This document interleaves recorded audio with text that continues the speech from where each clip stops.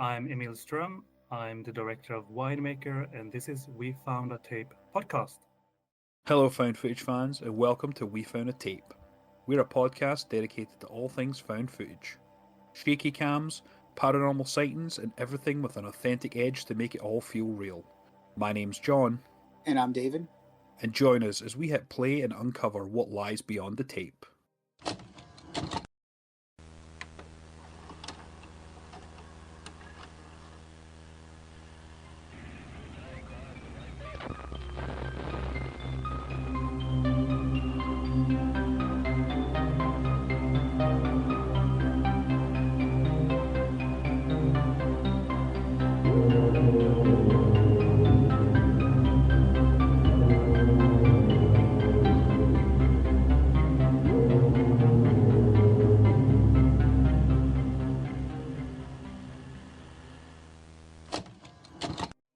Welcome everyone to another episode of We Found a Tape, and today we're back with another Found Blind Watch special, where we pick some movies from Found TV, we spin a wheel, and we go in blind.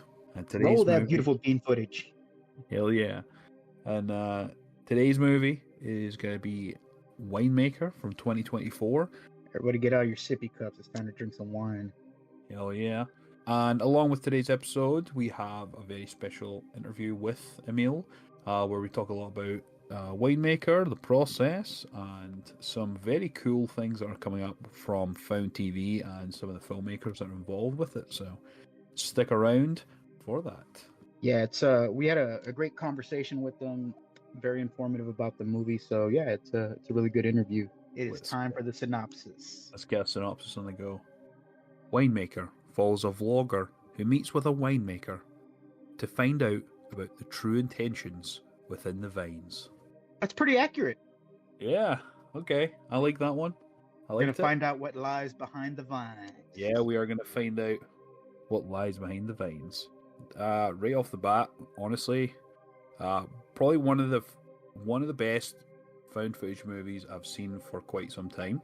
Independently made, Emil wrote, filmed, edited all of this and distributed it himself. So, first of all, that gets huge kudos from me. Yeah, man. Kudos, because not everybody can do it, even down to the distributing part. So, my hat's off to you, sir. The problem with found footage is you do have to, sift through a lot of shit. Like, we've been very fortunate where we've had some good experiences watching found footage movies so far. Not all of them are winners, unfortunately, but everyone finds elements in found footage that they just love, whether it's a specific scene or whether it's a specific character. So when we say that, you can get some bad stuff, like, try and find the good in it. I think that's really the true message that we try and put out there. Yeah, absolutely.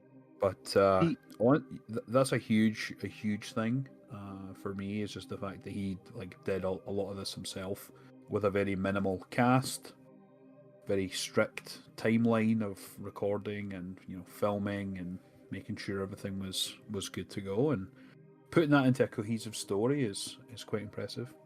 And going back to things that I've said in previous episodes, I think that's why we enjoy found footage so much, because it always varies, right? Whether it's a big budget movie or you're working with nothing, it just goes to say that nothing can be just a couple of mobile devices, a computer, that anything that has a camera. You can even use spy cameras, as we've seen in many found footage movies, and you can make something great. You can make something scary. You can make something interesting. It really takes somebody out of their usual zone and makes you think about how you can do it this way or how you can do it that way with just an iPhone, Android phone, whatever, for example. So I think that's why we appreciate found footage so much. And like you said, there's not always winners out there, but what doesn't resonate with you or I might resonate with somebody else in a certain way, whether it's a character or a certain scene, like you said. So found footage is a vast thing. It's what it is. Hell yeah. With that being said, it was a two-person cast. We have Jack, who is the winemaker, and we have Hans, who is the vlogger. I guess that's probably the best way is to how I describe it. He's a vlogger because that's what he's really doing. Mhm. And he's, as we know, going to meet with Jack in order to find out about his winemaking process, and really that's the core of the story there.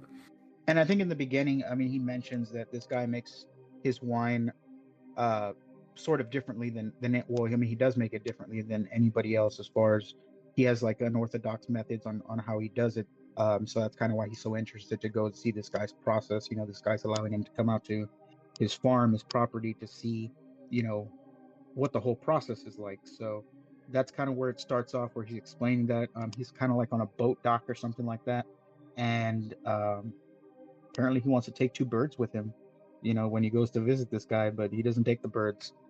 And one key thing I noticed about this is he seems like he goes a long way to go and meet this guy.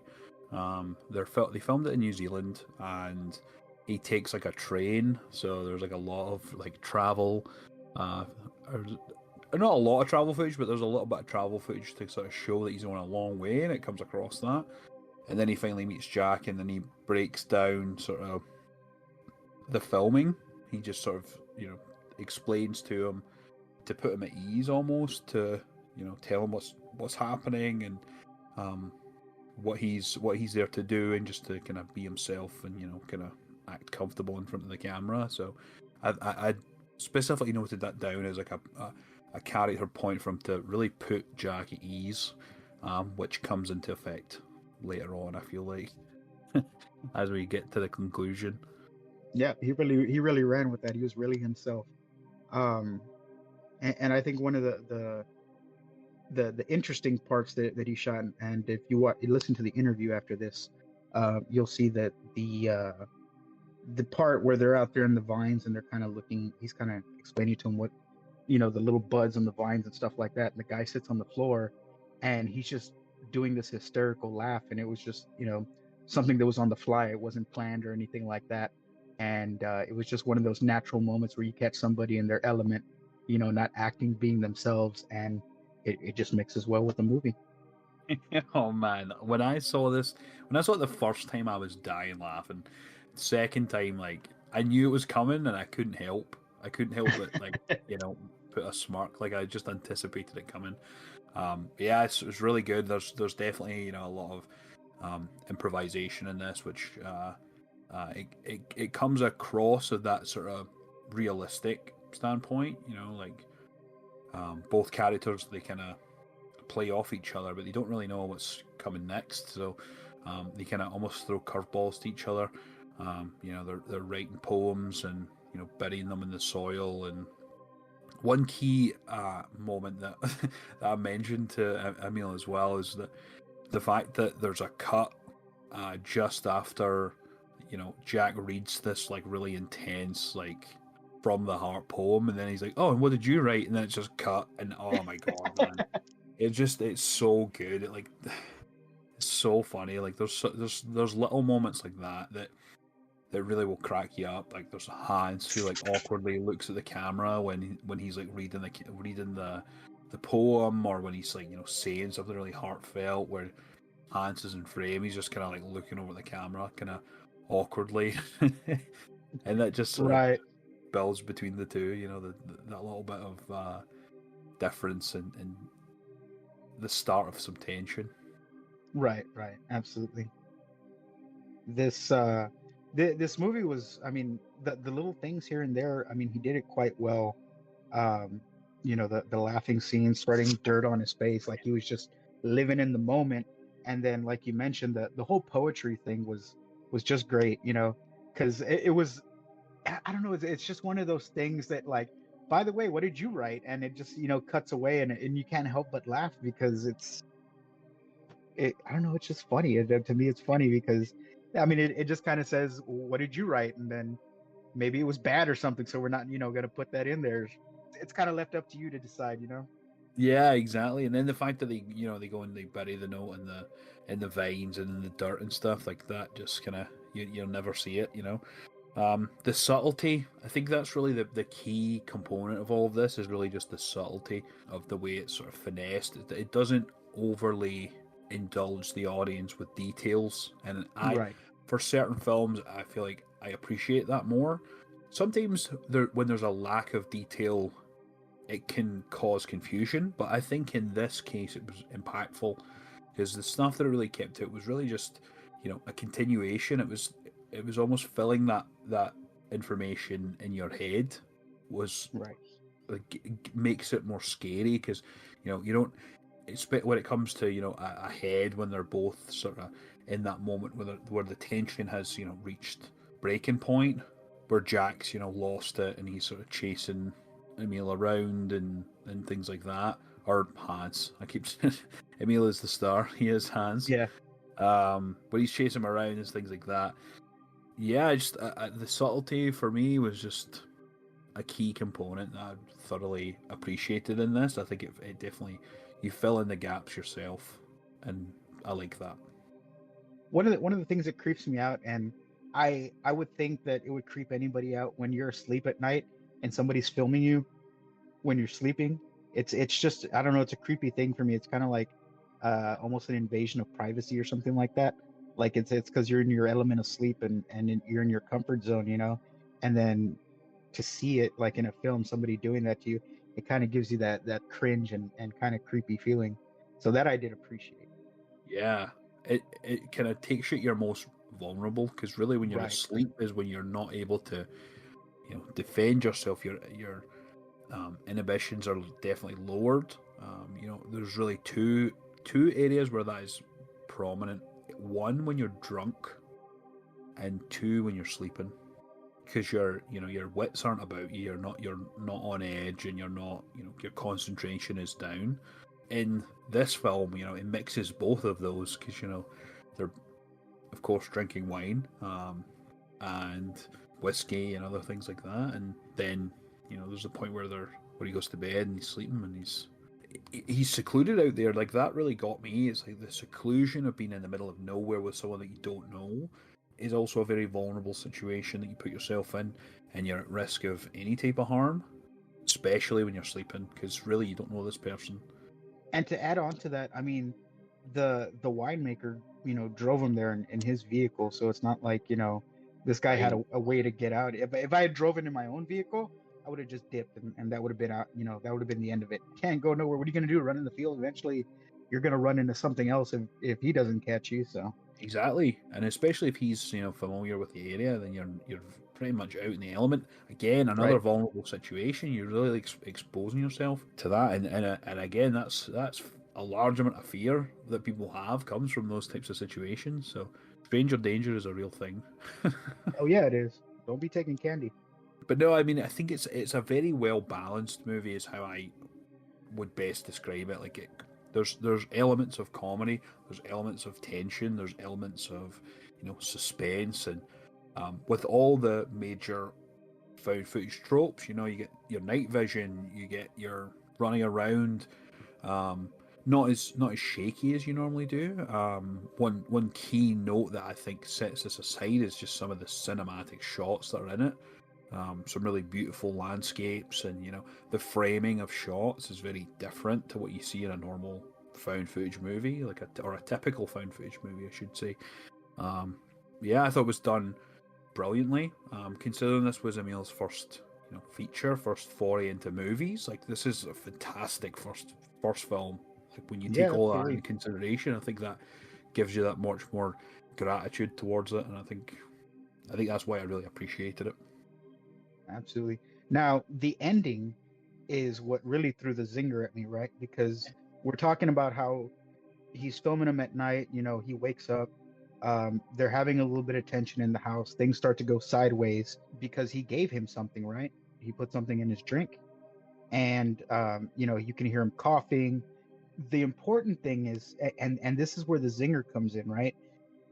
Hans is carrying an EpiPen in his bag, right? And in the middle of the night, when Jack is filming him with his own camera, he takes the EpiPen and puts it in his pocket, so that way whatever he gave him in his drink is going to give him a reaction where he needs that pen, and it's gone. So Hans is looking for the pen. He dips. He's coughing and trying to catch his breath, and shit's happening. So he gets into the shed. He can hear him coughing in there, and all of a sudden you just see this commotion, right? You just see these feet hit the ground, these shoes, and that's it, right? And you can see the body being dragged, right? So, right away, Jack got Hans. He found him, he killed him, whacked him, whatever he did to him, but he's got him. So, you see the body dragging, and then it cuts to the pool table. You can hear like a commotion on the table, right? And the camera kind of pans right a little bit, and you see that it's Hans, it's not Jack. And the demeanor changes. And if you go back into the movie, Hans is talking to the camera when Jack takes it from him and starts filming him a little bit. And he says that, people act a certain way outside of their comfort zone, their house, where you can be truly you. And when you're outside of that, you put on a facade, or you act a certain way in front of people. But inside your own home or your comfort zone is where you truly are, is what you truly are. And the face change, the demeanor change, that really took in my head to what he said. Like, it rings true. This guy, just took a total turn. And there's that scene with the pool table where he's hitting him with the pool ball, and then kind of like cuts out from there. There's a lot of stuff to leave to your imagination, and I can always appreciate that, because your mind can go 1,000 different ways, but it's usually the first initial reaction in your head, whether it's a past experience or movies that you've seen, what you think might have happened, and it's always different for somebody else. And that's what's nice. The ending could have been this, it could have been, that, anything. So that's always a nice thing in a movie. They don't give you everything at the end, that, spoiling the surprise. It's a surprise that keeps on giving, if you want to say that way. You see Hans's like body language change, and I mean, I'm fairly certain he like takes off his glasses as well. Yeah, he took if off I his remember correctly. So it's like a whole like transformation. He's now like, think of it as taking that mask away.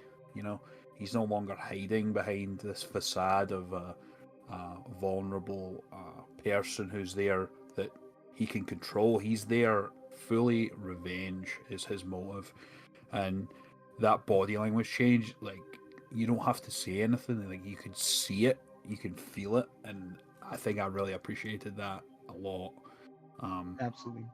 But yeah, I mean, your mind can go 1,000 different ways. I mean, he could have tortured him at first with hitting him in the face with pool balls.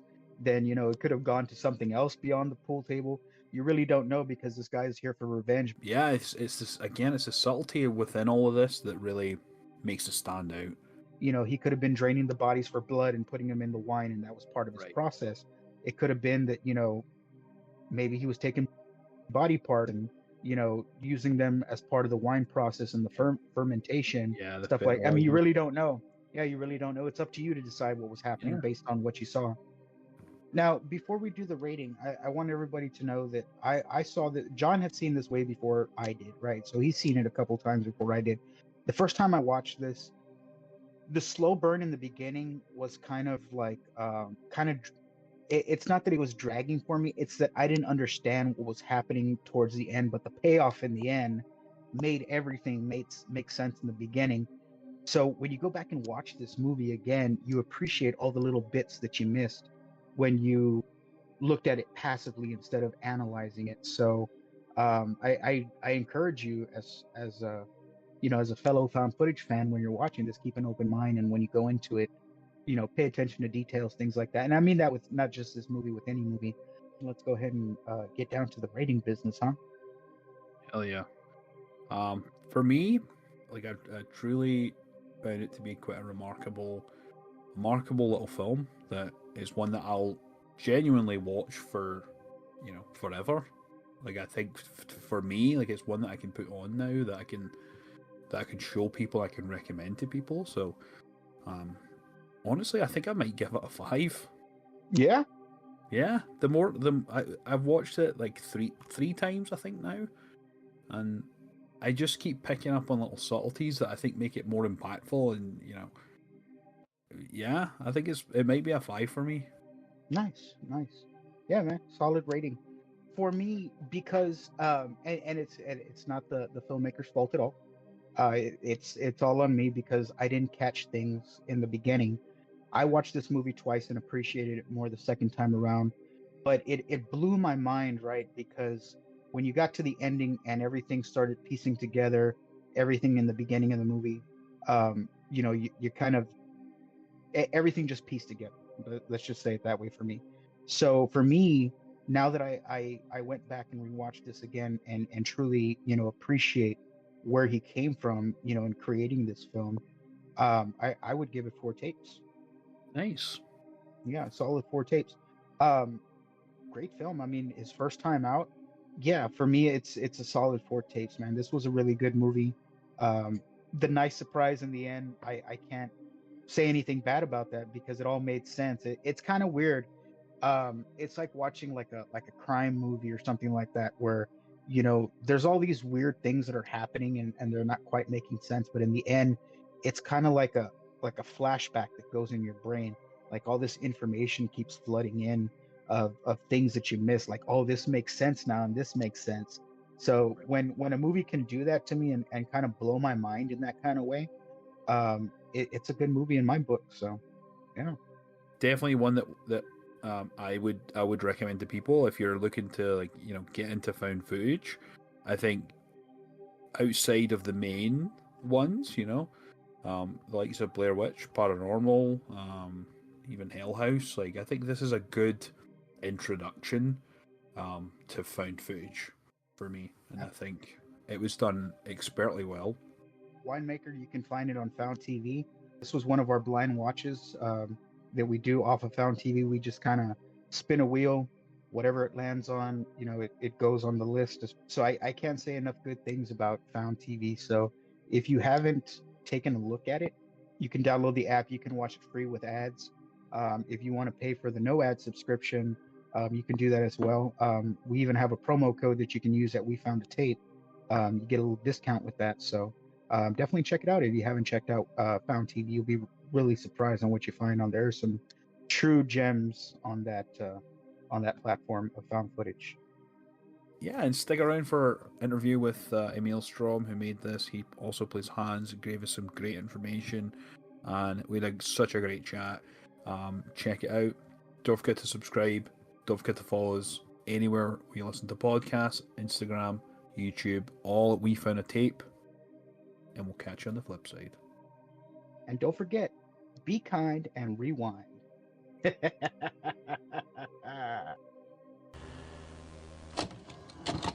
Thank you, everyone, for joining us for another episode of We Found a Tape. We're joined today by Emil Strom, who's the director and an actor in the movie Winemaker.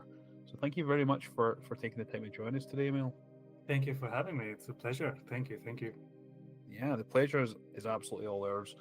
And I want to first just start by saying congratulations on Winemaker, truly, because I have now seen this like 2 or 3 times, and I am obsessed. So I really appreciated it. I really loved the style that you took, and yeah, congratulations on the success of it.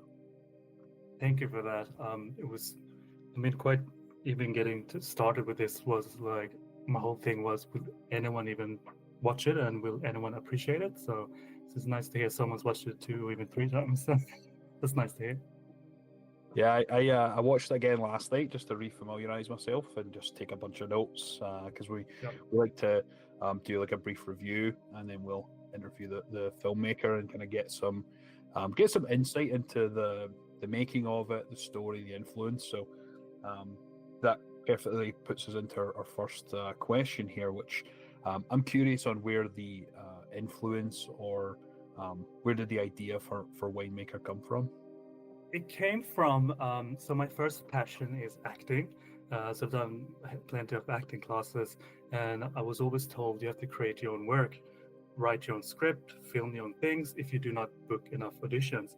So I've always done stuff like that. I started with some shorts or short films several years ago now, and then I just came up with, well, how about I just make a movie? So what's the easiest way? Found footage is a great way of that. If you don't have a lot of money, if you don't have the big budget. So we just went from there, and then obviously, okay, so it's just me, and what else can I do? I can use me as an actor. I can, cast just one person. I mean, there's a few movies out there with just two people. So we just came from just wanting to create something for myself and not waiting to get someone to call me and say, hey, do you want to work for us or whatever. Just creating my own work, really. Brilliant.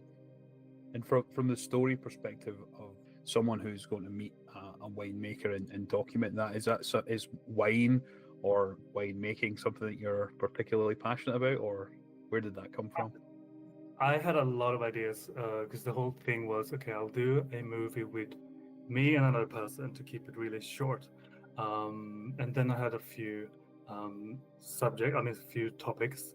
I leaned into winemaker because Barry, who plays Jack, I knew that he does wine on his spare time. So I was like, okay, great. So I'll just start there. And it just went from there, really. Yeah. Wow. So that was his place that you filmed all this in, or is this? That's the place that he has access to. Yes, correct. Yes. Oh. I first wrote, I would say, a pitch for Barry. So I know Barry from acting class. So we've done a lot of acting classes together. We did one short film as well.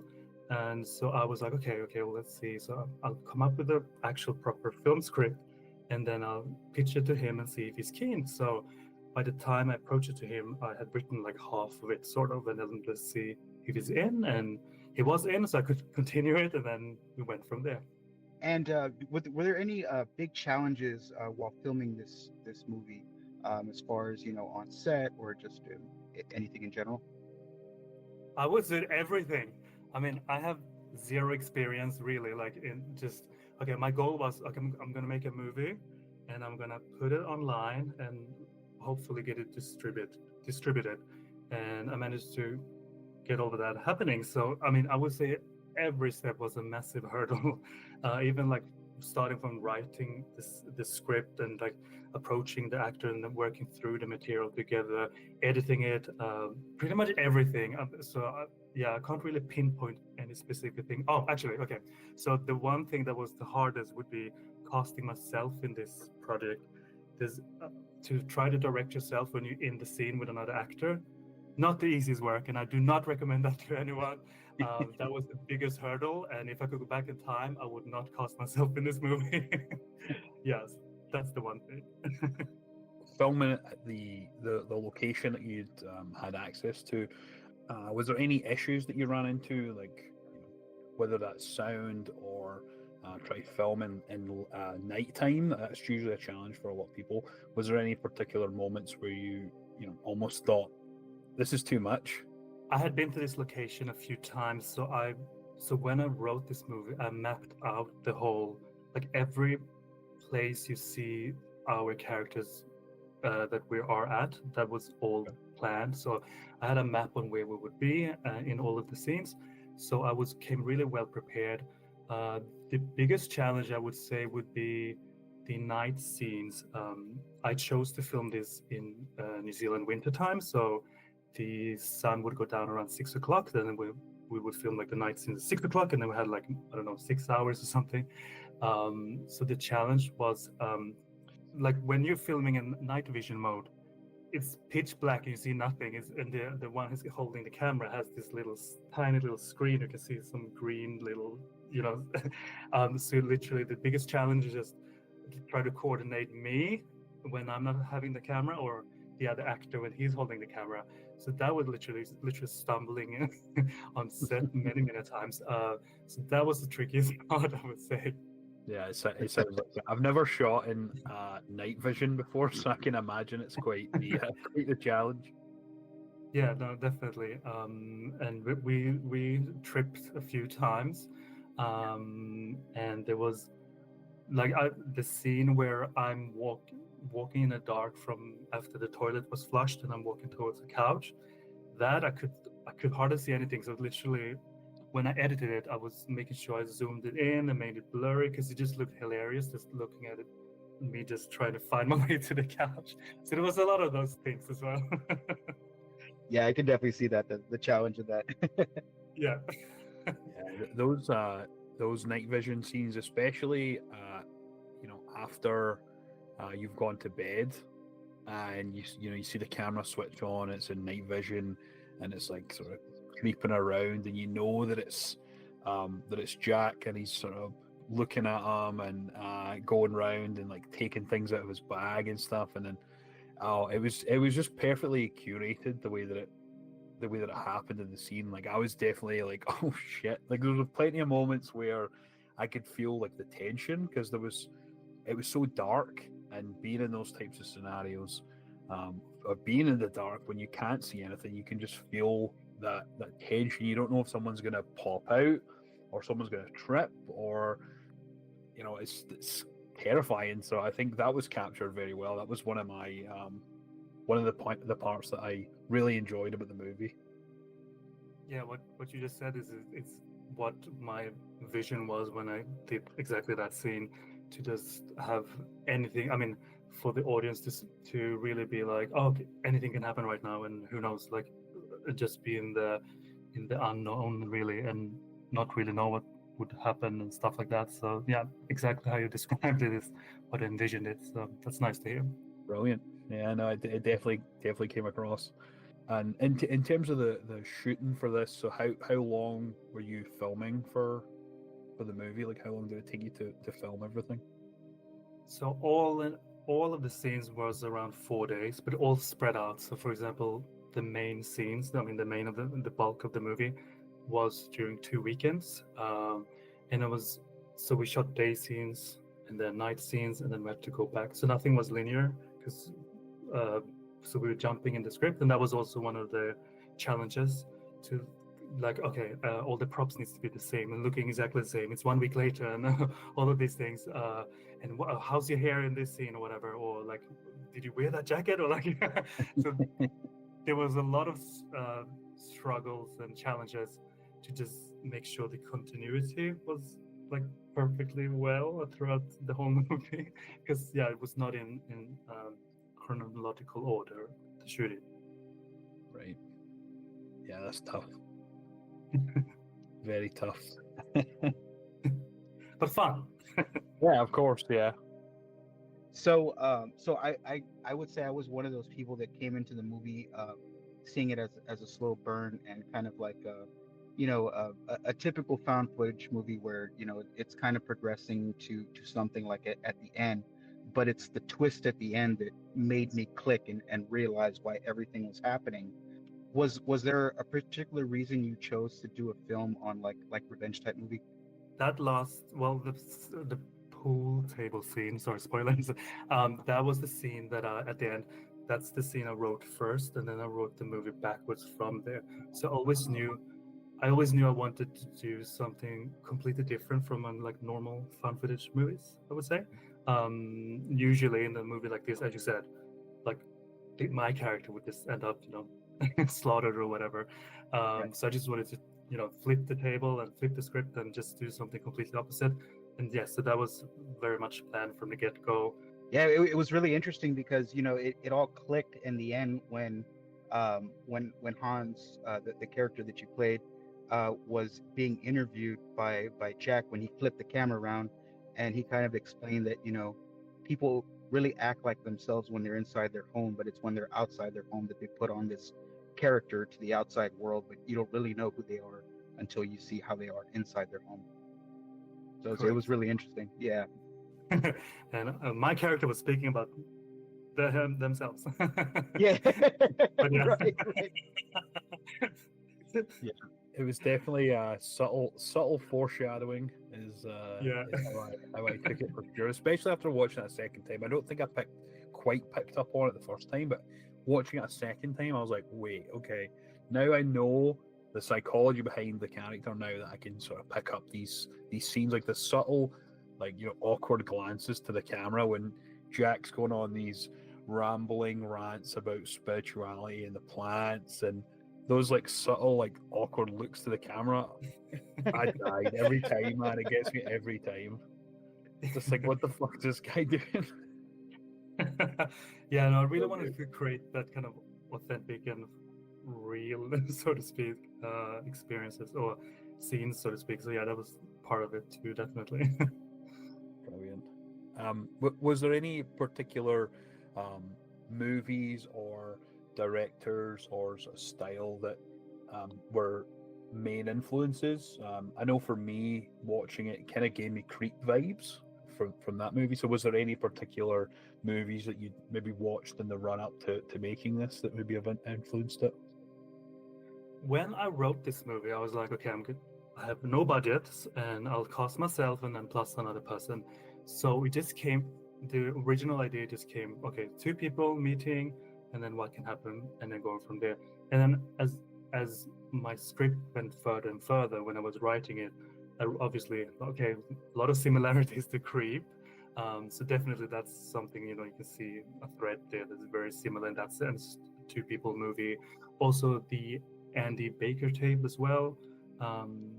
So I've watched a lot of movies with like two characters just to get some kind of inspiration on how you can tackle things or how you can do things differently even, and get inspiration. So I would say those two would be the bigger ones that I saw leading up to creating this movie.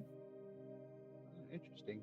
Nice. Do you have any found footage movies that you would say are more your favorites, that you kind of like hold near and dear to your heart, that you would say are your top found footage movies?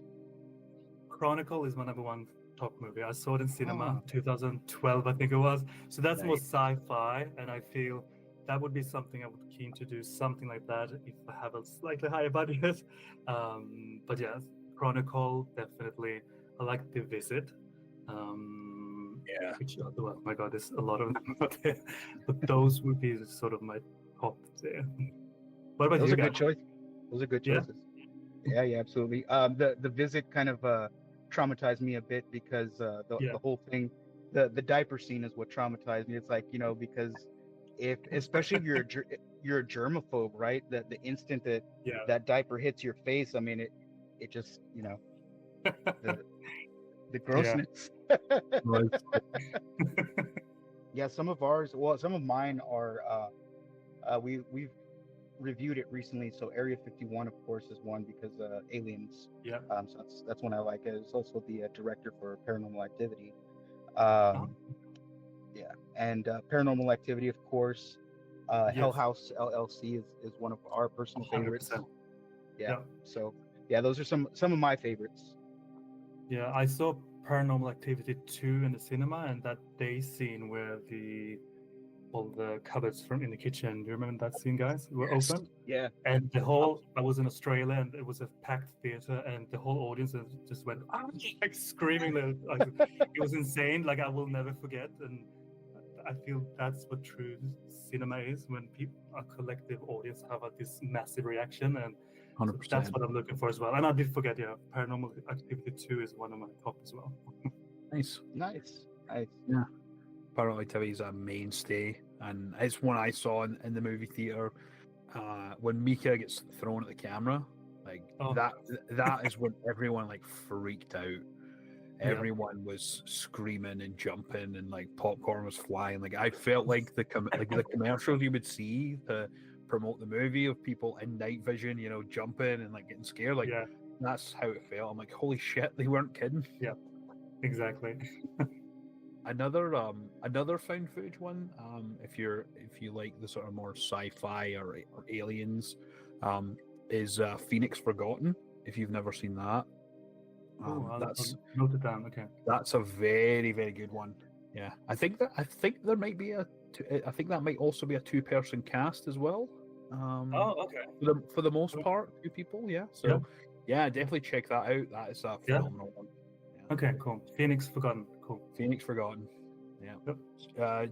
So you mentioned as well, just going back to Winemaker, that you had written a pitch, and I was curious if there was a lot of improvisation throughout the process, or was there like a specific script that you had written with particular moments that you wanted to hit? So I had written it as bullet points, actually, like 1, 2, 3, 4, depicting what would happen in a specific scene.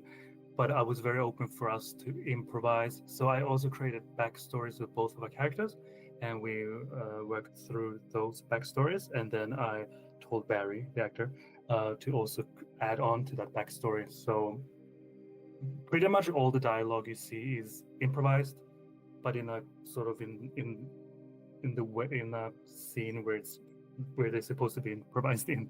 But for example, with the scene where he's by the vines and that laughter and he's like on his back, that was not in the script. So the scene was just like we buried the poem and that's that. So he just went and did whatever he did, and it was only one take only, and I loved it, and I was like, I'm keeping that, and I do not need to shoot this again. So that was like perfect. So yeah, that was really fun.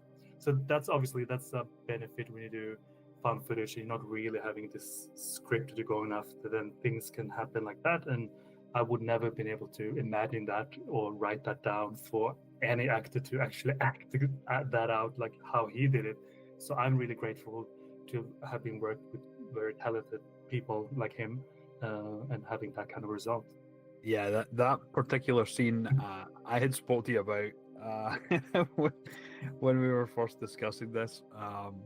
That laughter scene, like I could just feel it. Like I don't know if you've everyone's had an experience where they've had that sort of uncontrollable, like guttural laugh that they just let out, and that's how it came across. And you can't help but smile or laugh when you're watching it. But it's very infectious the way that Barry did that. That was definitely one of my favorite scenes when he's going through the vines and just being one with the earth, rubbing the dirt on his face, and then just laying on the ground, and it was, and that was also all improv as well, the dirt in the face, and it was really hard editing that part because I was editing it and just kept laughing myself. I was like, oh my god. So it was quite hilarious to just like edit this as well. Oh, it's so good. Sort of going to the improv aspect, was there any particular line or scene that you were particularly proud of that either you or Barry had come up with during the filming of it? Of course, the laughter scene is definitely like a highlight, but was there any other in particular that you were like, damn, like going back and editing it, like that was a good line, I'm glad I came up with that? Well, it would be the last line, which was planned. So that last line, like in the last second, that would just give some explanation for the viewer, so to speak. I think it was just that line I can think of right now. Another one that I found particularly funny was when he's pulling out like the weeds and the grass and stuff, and he just sort of throws it in the air, and you're just like, oh, let it rain. Yeah, that one. Yeah. I was trying not to laugh as a person just filming that because I was like, oh, what's happening now? So it was just the funny, just all of that was just hilarious actually. But yeah. It's so good. So in the scene where you're burying the notes in the dirt and within the vines, one thing that we didn't get to hear was what Hans had written in his note. So I'm curious if there was anything you'd written down. It looked like you were drawing a picture, maybe. No, I do comedy or. So that scene when we were writing the poem, so that was again just one take because I was really happy with how it all transpired. So yes, we were both writing a unique poem in the moment, and I was as well. But I was not prepared to actually write poems. So I just wrote the silliest poem you can ever imagine. So I cut the scene where I cut it, but there is a scene where I'm actually saying it out loud, which is super awkward. It just became this weird, but there is a continuation, definitely. But my poem was not as good as his, and yeah. But yeah, we did write our own there in the moment, and I was not really prepared for it, so I was like, oh, okay, right. and I think the cut there works perfect. Because then, because then he goes through this very like beautiful, sort of well-written poem that he's written all about love and all, and then you're just kind of like, oh, and he's like, and what did you write? And it's like, it's like, no, I'm not doing that. I think it was perfect. I thought it was a perfect cut. Oh, good, good. Because I also felt like if I do include it, then the scene becomes longer, it might drag, blah blah blah blah blah. So it was like, no, I'll just cut it here. Boom. Because it comes across as Jack's character. He's very self-indulgent and very Yeah. sort of he's spiritual and sort of sensitive and Yes. then when you cut that there, at least how I interpret it, it like takes that away from him. Like, and it ultimately builds your character. I don't know if that's anything that you've ever thought of before, but watching it again kind of made me feel that way. It's like it's taking all the power from Jack, and that's kind of the whole purpose of the story. So that's how that was my interpretation of it. And Oh, yeah, I know true. from a filmmaker perspective, there's a lot of subtext that may not be particularly seen, or oh, I didn't think of it that way, and I'm glad it's been interpreted that way. So I just wanted to like I very much appreciated that. Oh, awesome. I like to do a fun question. So, whenever whenever it's movie night, whether you're going to the cinemas or at home relaxing, put in a movie. What is your favorite snack or drink that you like to pair with the movie? I love M&Ms. M&Ms and what do you call it? Pepsi Max. That would be my Oh, okay. most top two, yes. So, are you more of a plain M&M peanut fan? Peanut M&M. Okay. And then I do Pepsi too. Max, because it's much, I don't know, it tastes much better than Coke Zero. Interesting. Well, yeah. So, I guess it's maybe a little bit different here in the States, but we have Pepsi Zero. So we don't actually have Pepsi Max because we have Oh, Diet Pepsi okay. and then Pepsi Zero. So that's actually my favorite is Pepsi Zero. So it might be Pepsi Max in other countries, but that's like my drink of choice. I used to drink Diet Coke for many years, but somehow I lost the taste for it. And then I switched over to Pepsi, and that's I've been Pepsi for years. Do you have Pepsi Zero Mango? No, I've Because never actually heard of that one. Wow. we have it here, and it's the best thing. You should research and try to find it because it is literally the best flavor ever. So Pepsi Max wow. Mango. Interesting. Yeah, I'm gonna have to look that up because Yes. I'm a fan of mango flavors. So I mean, putting them together, I I promise I you, can. this will be your favorite drink. Oh God, I'm gonna have to look it up for sure, for sure. Yeah. Thank you for that. I don't ever know if it ever was in North America or whether it was just a Europe UK thing. Ah, okay. Yeah, Pepsi Max. I remember when it came out and everyone was switching to Pepsi Max because it was like it's not diet Pepsi. It's like a mix between the two. Is kind of Exactly. how it comes across, and I always liked the commercials. There was always a lot of football players that were Pepsi commercial people, like David Beckham and things like that. So Oh yeah, true. Yes. they were always in Correct. like the Pepsi Max commercials. One in particular, there was like a Colosseum like in Rome, and it was like David Beckham and like Zinedine Beyonce, Zidane. right? No. And yeah, I think maybe Beyonce. Yeah, I might have remember. been there Yes, as all well. the big stars back then. Yeah. Yeah, random celebrities, random singers, yeah. random football players. They would all be like in these weird Pepsi commercials, which is funny. So, one thing I also noted down was that a lot of the shots that were in this movie were incredibly like cinematic feeling. Like there was like like something was in focus, but there was everything else around it was slightly blurry, and there was like a lot of these like landscape images that were just absolutely stunning. What was the sort of film or camera setup that you were using throughout the film? It's just a Sony 4K type of thing. But that is what you described. That was the favorite thing that I'd like to shoot. Like I mean, if I had a budget, I'll make a standard movie, and there would be a lot of those shots there. So that's also something I wanted to bring into the found footage world too, to not only have it, camera just go all over the place, but also make it, as you said, look a bit more beautiful than maybe it would not normally done. So when I set up the scenes, there was a lot of finding the light, finding the perfectly good backgrounds. There was a lot of those kind of things, which is quite funny when if you remember in the beginning when Jack is introducing himself and he has that power grid behind him of solar panels. Yes. So I was like, in hindsight, I'm like, why the hell is he standing there and introducing? This is the weirdest choice. He should have been standing next to the vines or something. I just felt, I mean, so that was like a little mishap. But yeah, usually I like to find like what's like nice in terms of lighting and angle and blurriness, or like out of focus, and on purpose to create Right. more nice, more beautiful video language. It makes itself stand out in terms of found footage, particularly because, like you said, there's not too much in terms of those sort of cinematic shots. It's not common. It's generally a sort of point and shoot and kind of shaky and running around and stuff.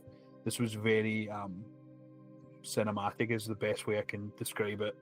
So I think that definitely lends itself to make it stand out a bit more in terms of the movie. So yeah, again, I appreciated that. Cool, thank you. Of course, the movie centers around the making of wine, which is Jack's sort of passion. I'm curious, was there a considerable amount of wine that was consumed during the making of the movie, or was this sort of wine that you were drinking? So the wine we're drinking, it was either water colored with red food coloring, or it was cranberry juice. So it was we never had any sip of alcohol. I mean, even when we were drinking the whiskey, I don't know if that was captured, but that was just apple juice. So no alcohol. I mean, we shot long hours, so just being focused and just like and it was a lot of scenes to go through, and it was like not many days to do it, so we were always lagging behind.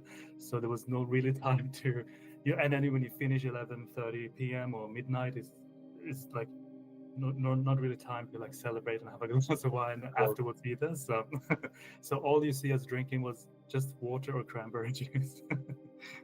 That makes sense. Yeah, because you see when you're holding up the glass against the jug that's on the table, you're like, oh, it's a different color. Yeah, the two bottles that actually has a darker color, I think that was actually real wine, but not what we were drinking. Right. And you can actually see the so Barry colored the water we were drinking as wine, and it creates like a green color on your fingers. So when I zoomed in on his fingers by the vines early in the movie, you can see he has these green fingers, and it came from the red food coloring. That was quite funny, but and you could just pass that off as dirt, like yeah, exactly. Yeah, just he's been playing in dirt. Yes, correct. No, that makes sense. A couple of questions I'm mainly curious about in terms of the story and sort of the movie itself. So one thing I presumed, or the sort of route that I thought it would go down, is that Jack is ultimately using his victims as part of the fertilizer, potentially as for the wine, because there was a comment that it was it looks much darker. So was that something that was part of the story that you thought of? Let me give you two answers there. So the first answer is yes. The other answer is I'd like to keep it up for the viewer to interpret on where that potentially could be or lead. So two answers there. Yeah, it was my interpretation that it would be the case. So I was curious. We film a lot, and I cut a lot of information that both Hans and Jack were saying, because I just felt this is too much information. This is too much to give the audience. There was a lot of like cutting, including filming as well. So there was more visual things that you could see that was alluding to what Jack was actually doing. But I was just like cut, and just keep it more concise and let the audience just interpret the way they interpret. And it's quite interesting because I've seen, some reviews here and there, and different people seem to interpret it in many different ways. So that's quite nice things to see, that can just be, it doesn't need to be just one explanation. It can just be open for whatever people see. Yeah, sure. Yeah. I appreciate it. In terms of that, one thing I'm curious of is the future of Winemaker. Has there been any thought for a future sequel or anything else in the future that you have coming up related to Winemaker that you can tell us about? A winemaker 2 is not something I will do straight away, but it's definitely something in the pipeline. It would look very different, but obviously I feel I've created some kind of story here that you can work with. And I like to not try to repeat myself so much, so it would look a bit different but still have the essence of what this character Jack the winemaker was all about. So yes. Do you have any other upcoming projects that you can speak on that you're working on that we might see in the future in the style of found footage? I've been writing two different ones because I've been unsure which direction I should go. And then I just relocated back to Sweden, and now I'm getting this inspiration from like Swedish landscape, Swedish folklore or whatever. So I'm not really. So now I'm just here like, oh, so maybe I should just go a different direction. So yeah, well, I'll see what I'll do, but it's definitely. I mean, I've done one movie now and it's out there, great. So I'll just continue doing it, and it's all about just having fun, and that's what I'm doing. So yeah. Awesome. Yeah. Hopefully we see something in the future, and I look forward to whatever you put together and see what comes of it. I'd be excited to see it after watching this one. Awesome. Thank you. There was also sort of a brief teaser of some things on Instagram that you had posted related to Winemaker. Oh yeah, like a comic strip. So I was curious if you could talk a bit more about that. Yes. So this will be launched on the 28th. So this is what obviously people cannot hear or see what you're seeing, but this is a first drop of merch. So as you can see, I don't know if you saw, but it's part of that night vision scenes in the Winemaker. So this is in a comic style kind of print, and that will be launched through Found TV on the 28th of March. Very cool. I like the design. I like it. Thank you. Yeah. So I got this illustrator to do it, and yeah, it's just based on all the key scenes, really, as you can see. Yeah. Yeah. So this is the first drop. It will be on Found TV.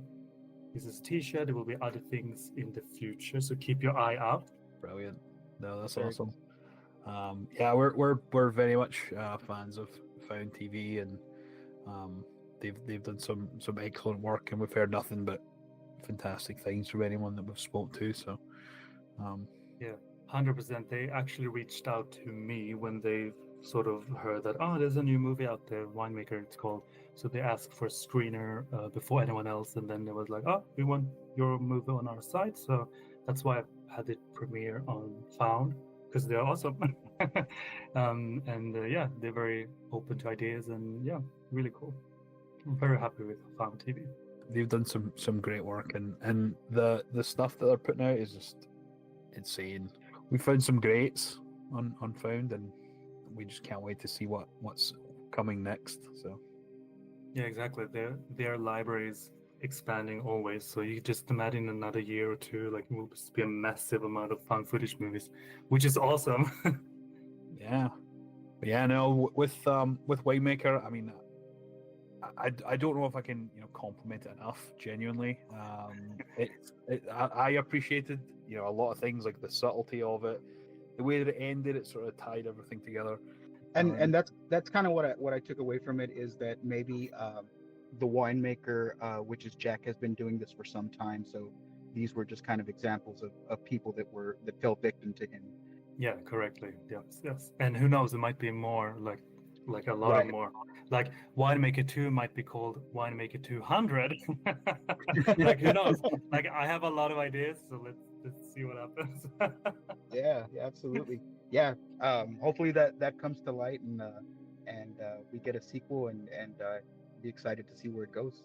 Thank you, Emil, for taking the time. I know it's almost 9 o'clock there for you, so we appreciate you taking the time, and we wish you all the success in the future, and we hope to see more from you. We really appreciate the support that you've shown to us so far since we've started this. So thank you for that. We'll 100% keep in touch, and if there's ever anything you want to, even if you see a movie that we're going to talk about that you particularly enjoy, that you want to come on and talk to us, we're more than welcome to have you. Cool. Yeah. No, thank you guys for even reaching out to me and wanting to do this interview. It's always fun to just share our experiences in this found footage world. So thank you guys for having me on. Thank you. You're most welcome. It was our pleasure. Absolutely. And yeah, thank you so much again. Like John said, we greatly appreciate it. And anytime you want to reach out to us, you want to talk about a movie, even if you do a movie in the future, we'd love to interview you again about that next movie. So yeah, great, Awesome. great chatting with you, man. Yeah, likewise. Thank you guys. Thank you. Take care, Emil. Have a good rest of your weekend. Take care. You good too, guys. Thank you. Have a good one. Bye-bye. Bye. Hey guys, that's all from us here today at We Found a Tape. Be sure to follow us on our socials at We Found a Tape and subscribe wherever you listen to podcasts. Tune in next time to see what tape we find next. And remember, be kind and rewind.